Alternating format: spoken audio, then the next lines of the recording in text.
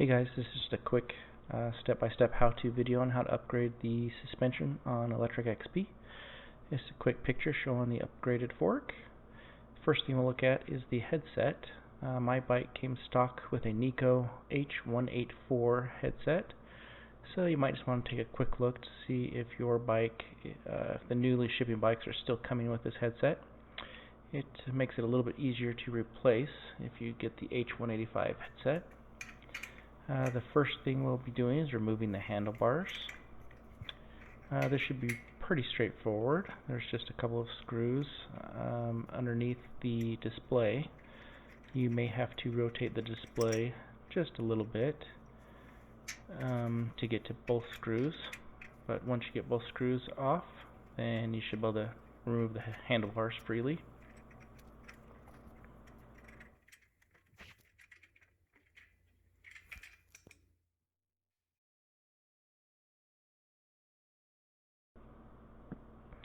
The next step is we'll be removing the front disc brake.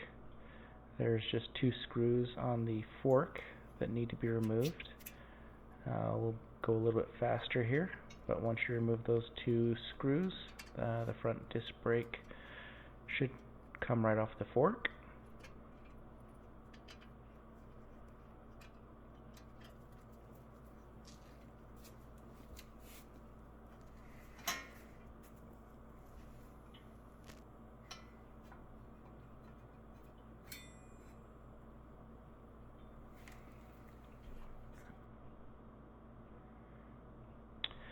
The next step will be to remove the brake cable from the disc brake itself. So there's just a screw holding, retaining that cable. You need to loosen up that screw here, you can see, and that'll allow you to remove the cable from the brake, and you can pull the cable completely away from the disc brake.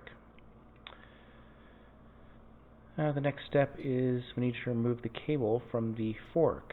There's a retention clip you'll see in just a second, but the little black screw piece in my hand right now will need to be removed in order to get the cable through this retention eyelet.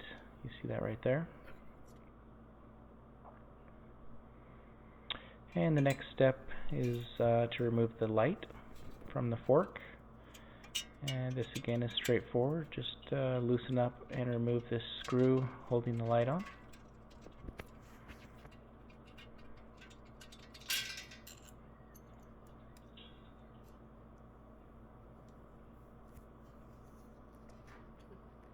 You can just set the light aside for now. Next step will be to remove the front fender. There's just two more screws after you've removed the light. There's a screw on each side right at the center of the wheel.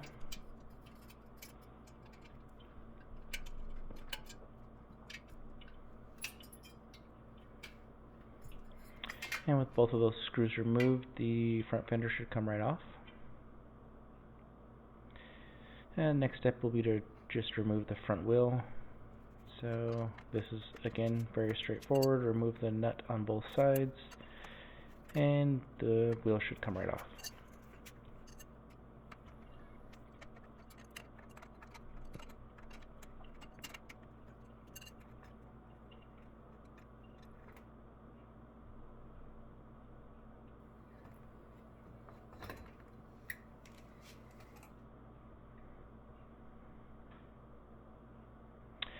Now with the front wheel removed, the next step will be to remove the folding handlebar stem.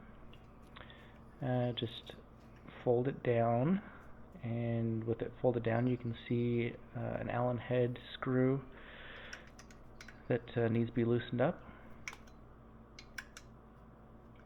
And once this is loosened up, you should be able to pull the stem right out of the fork steer tube. Next step will be to remove the fork and the threaded headset collars. So you can see the top collar here. This fairly easily unscrews. And once that is removed, there is actually one more collar nut that needs to be removed. I just used a needle nose pair of pliers, and once you get that turning, it removes quite easily as well. And once this nut is removed, it should allow the front fork to drop right out.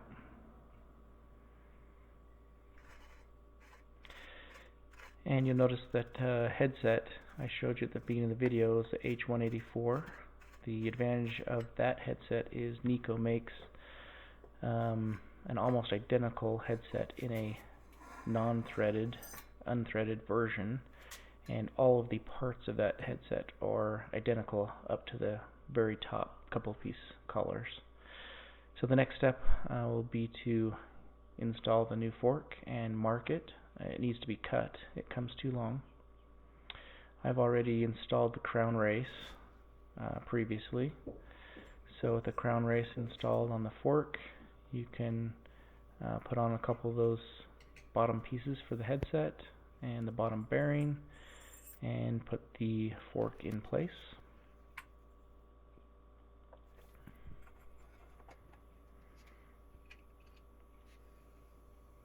With the fork seated, put on the top couple collar rings of the headset as if you were installing it, just to make sure that everything is in the right position so you can mark the steer tube. This is the NECO headset. I actually bought an extra spacer. It's not required at all. It just gave me a little bit of extra height on my steer tube in case I messed up. So that last spacer's not needed, completely optional. And here I'm just marking how on the steer tube where it needs to be cut. So with that mark, you actually need to add an additional inch that will go up into the folding stem.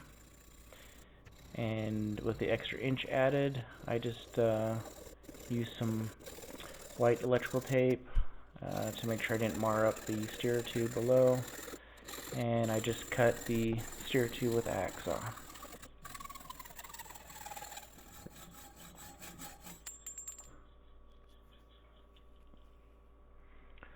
Once the steer tube is cut to length, the next step will be to install the star nut into the steer tube. There's many ways to do this. I just went with something I had around the shop. So I just used a socket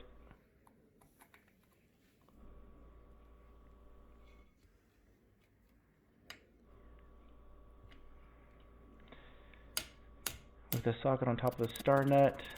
I just pounded it in place with a hammer. This takes a little bit of effort to get it down, and you'll see it actually tilted a little bit as it was going in, but it'll straighten out once it goes in deeper. And there you go, it's in place, and you can remove the socket and the star nut should be installed.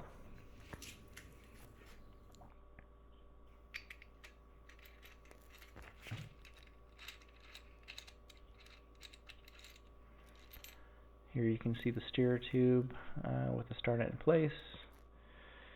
It's about a 1/4 inch to a 1/2 inch below the top of the steer tube.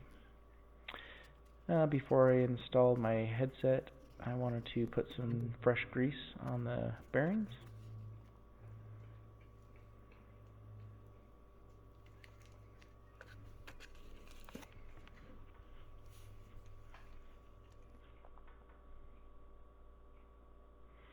With the bearings greased up, the next step is to install the fork, the rest of the headset, and that is all held in place with the new folding stem.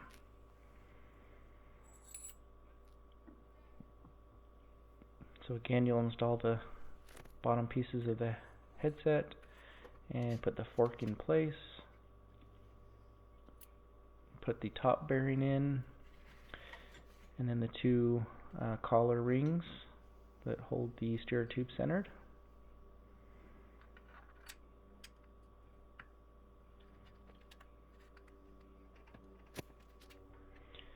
With those in place, you put the top spacer collar, the NECO, and if you chose to put in the extra spacer, put that on next.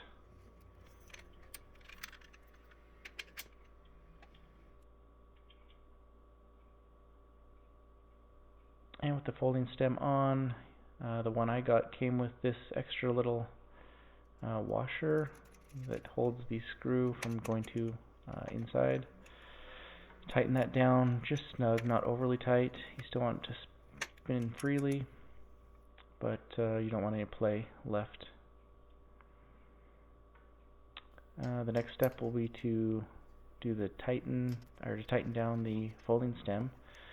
So there's two screws here that just need to be clamped down tight on that steerer tube.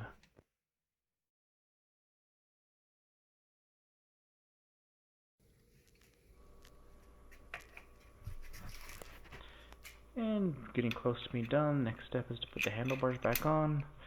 Just reverse the process when you took it off. So put both screws in the top. You might have to move the display a little bit from front to back to get access to both screws, but it should go on fairly easily.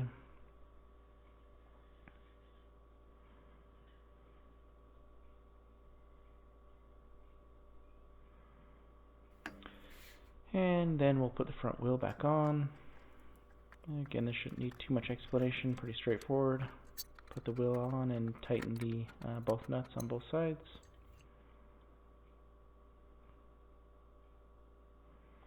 Once with the wheel on, we will want to remove the mounting bracket. There's an extra mounting bracket that was used for the different mounting type on this fork. I'm not sure what they're called, I forget, but you don't need this mounting bracket on the disc brake. So you can just remove that bracket. And with that bracket removed, the disc brake will mount directly onto the two posts on the fork. We'll show that next.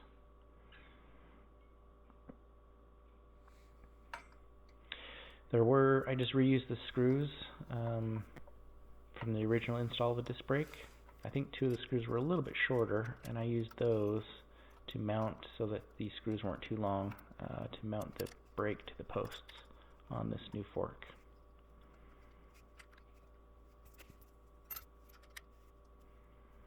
You may want to check other videos on how to install a disc brake to keep it centered, make it a little bit easier for adjustment later. So with disc brake installed on the fork, we'll now install the brake cable.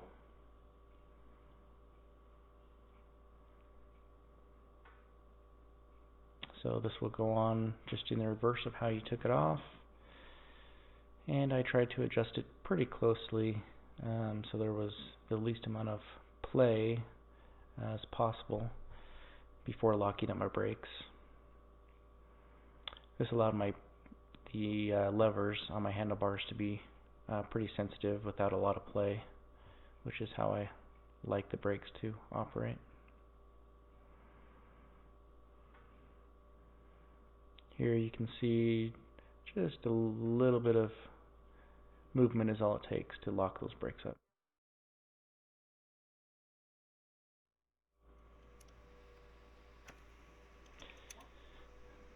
Next step is just to retain the brake cable. So there's a little clip on the front of the fork you need to loosen up, and you can slide the brake cable underneath that retaining clip just to hold it in place.